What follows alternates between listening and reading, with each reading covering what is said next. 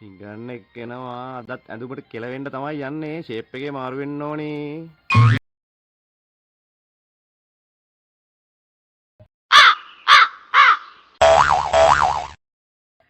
රෙදි කඩයක් තියෙනවා මේ අවුරුදු කාලේ ලයින් එකක් ගා ගන්න ඕනේ ෂර්ට් කෑල්ලක් වල ලයින් කරගන්න.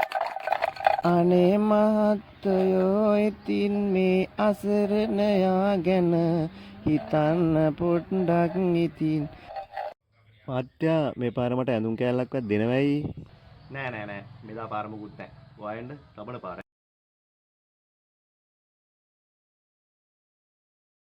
තිරාවට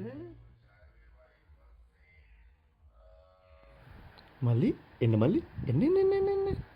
ඔයාට ගෙනත් තිනවා මල්ලි මෙන්න මේ පාර පොප්කෝර්න් එකෙන් සුපිරි ෂර්ට් ටිකක්